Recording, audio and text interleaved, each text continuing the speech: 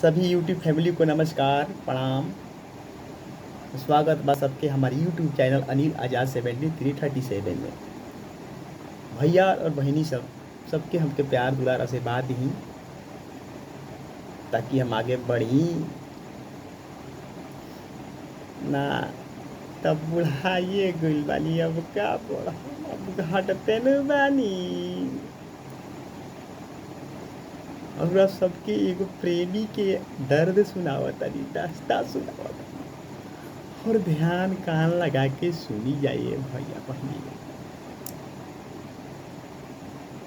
एगो प्रेमिका के शादी होता और प्रेमी पड़ी रोवता रे। कैसे रोवता रे, का कहता रे भैया।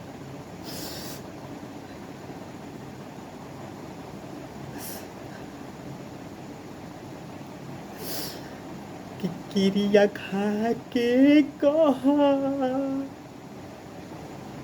ईमानदारी से,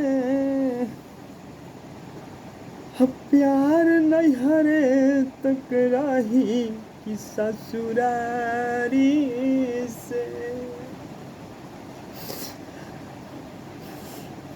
बड़ी रोल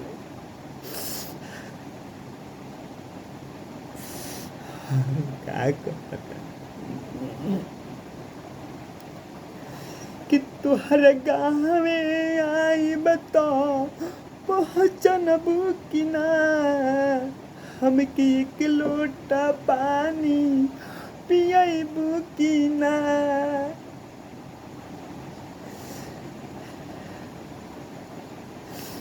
कितना प्यार करता है, कितना दर्द होगा दिल में टूटता। ये बचपन के प्यार छूट जाता ये भैया। प्यार के दर्द का होला, जे प्यार कइले बा उहे समझी।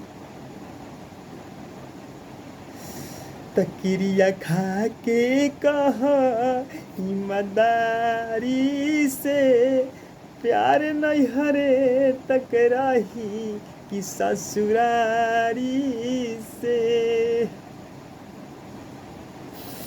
तो हर गाँव में आई बता पहचानबू कि ना।